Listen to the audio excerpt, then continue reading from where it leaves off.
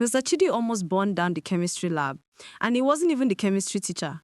He was supposed to be supervising the optional practical when Mr. Akofo went to the staff meeting.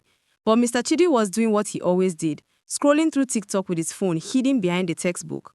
The Bunsen burner flame grew taller. A student's notebook slid closer to the fire. Amara, sitting in the front row, had to shout 3 times before Mr. Chidi looked up and rushed to turn off the gas. Sir, you were on your phone again, Amara said quietly. Mind your business and focus on your work. Mr. Chidi snapped, his heart still beating fast. Mr. Chidi was the youngest teacher at Gateway Secondary School in Lagos. All the students loved him when he first arrived 6 months ago. He understood their memes, he knew all the latest music, he even showed them funny videos during break time. Finally, a teacher who gets us, they said. But lately, something had changed.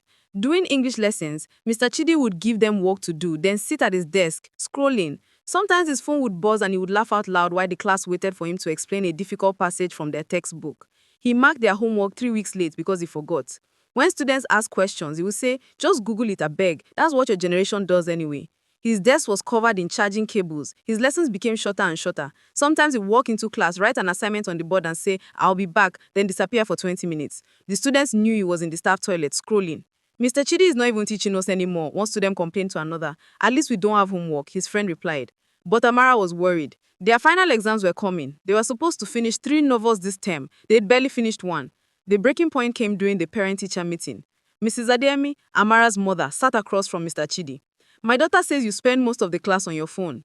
Mr. Chidi laughed and waved his hand. No vex, ma. These children exaggerate everything. You know how they are.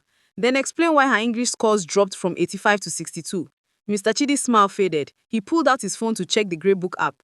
Mrs. Adeyemi stared at him. You're on your phone right now in front of me.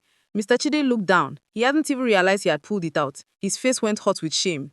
Principal Okonkwo called him to the office the next day. Chidi, I received 5 complaints from parents. What is happening to you?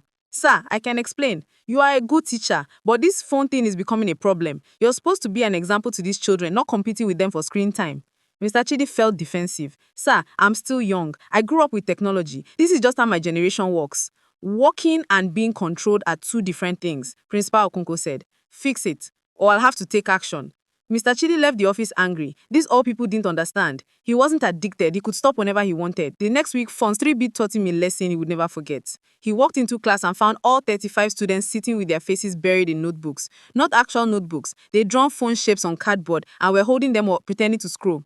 Good morning, sir, they chorused, not looking up from their fake phones. What is this nonsense? Mr. Chidi asked. Nothing, sir, Amara said, still staring at her cardboard. We're just being like you. You're always on your phone, so we decided to be like our teacher. We're learning from the best, another student added. The whole class was silent except for the sound of fingers pretending to swipe on cardboard. Some students even made fake typing sounds. One boy had drawn app icons on his cardboard. TikTok, Instagram, Twitter. Mr. Chidi felt something crack inside his chest. This was what he looked like to them. This was what he was teaching them.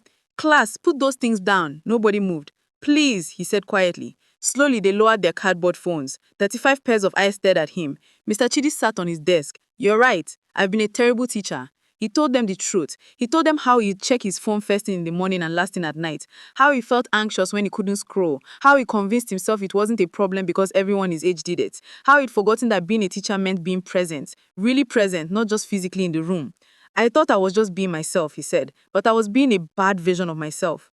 Amara raised a hand. Sir, we don't want you to stop being cool. We just want you to actually teach us. We have exams coming. Mr. Chidi made a decision that day. He bought a small safe with timer lock. Every morning when he arrived at school, he would lock his phone inside until lunch. After lunch, back in the safe until school ended. The first week was torture. His fingers itched. He felt phantom buzzes in his pocket. But something amazing happened. He started actually seeing his students. He noticed that Tunde struggled with grammar, but was brilliant at creative writing. He saw that Blessing was too shy to ask questions in class, but understood everything when he explained it to her privately. He remembered why he became a teacher in the first place. Not to be the cool young teacher, but to actually help young people learn. His lessons came alive again. He acted out scenes from the novels. He created games to help them remember vocabulary. He was present, fully present, and he showed. By the end of term, his class had the highest English scores in the entire school. On the last day of term, Amara gave him a card. Inside, the whole class had signed it. At the bottom, someone had written, "Thank you for teaching us that even teachers can learn." Mr. Chidi still used his phone. He still watched TikTok and chatted with friends, but now he controlled it. It didn't control him, and that made all the difference.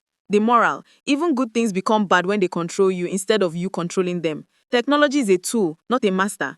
Being present in the moment is the greatest gift you can give to the people around you.